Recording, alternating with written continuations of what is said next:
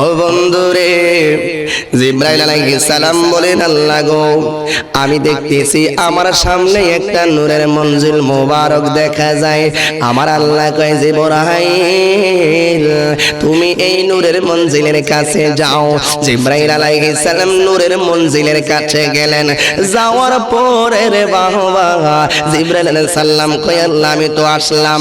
আল্লাহ কয়, জিবরাইল এই মঞ্জিলটার মাথার মধ্যে কি লেখা দেখা যায়? জিবরাইল আলাইহিস সালাম বলেন, আল্লাহ গো, ও আল্লাহ, আমি দেখতেছি এই নূরের মঞ্জিলের মাথার মধ্যে তোমার বন্ধু নবীর নাম মুবারক লেখা আছে। ও আমার গোপীনাথপুরের বন্ধুরা রে, আমার আল্লাহ বলে, জিবরাইল আরেকটু সামনের দিকে তাকাও। আল্লাহু আকবার বলুন। জিবরাইল আলাইহিস সালাতু ওয়াস সালাম ওই সামনের দিকে যখন তাকাইলেন, আমার আল্লাহ কয়, জিবরাইল এবার তোমার সামনে কি দেখা যায়? জিবরাইল আলাইহিস সালাম কয়, আল্লাহ আমি যখন সামনে তাকাইলাম দেখতেছি আরেকটি নূরের মঞ্জিল মুবারক দেখা যায়। কয় তুমি ওই মঞ্জিলের কাছে যাও।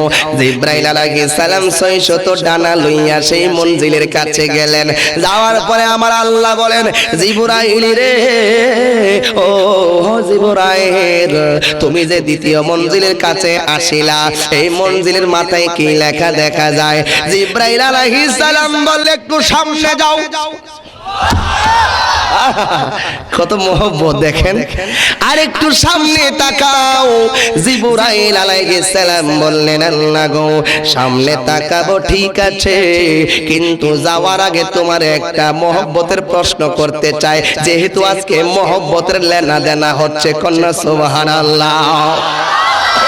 ও বন্ধু, জিবরাইল আলাইহিস সালাম বললেন, আল্লাহ গো, প্রথম মঞ্জিলের মধ্যে দেখলাম তোমার বন্ধু নবীর নাম মোবারক লেখা, দ্বিতীয় মঞ্জিলে দেখলাম তো আল্লাহ প্রকাশ করেছি। আল্লাহু আকবার বলুন। গভীর মনোযোগ, আমার আল্লাহ বলেন, ও জিবরাইল। জিবরাইল আলাইহিস সালাম কয়, মাবুদ তাকাইলাম। কয়, এবার তুমি কি দেখতেছো?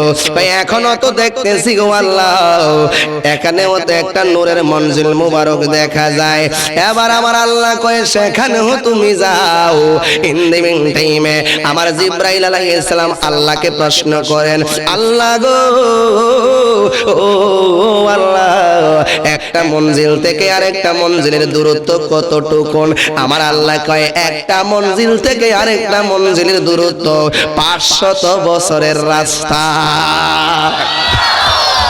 যাও, তুমি যাইতে থাকো, তোমার আমি খাস কামরাই লইয়া যামু। সিল্লা কি সুবহানাল্লাহ কইবেন? খাস কামরায় যাইতে গেলে জিবরাইল আলাইহিস সালাম বললেন, আল্লাহ গো,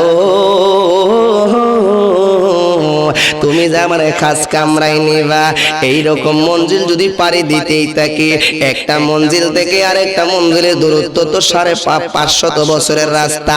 তাইলে তোমার কাছে জানতে চাই, আমাকে খাস কামরায় যেতে গেলে এইরকম কয়টা মঞ্জিল পাড়ি দিতে হবে?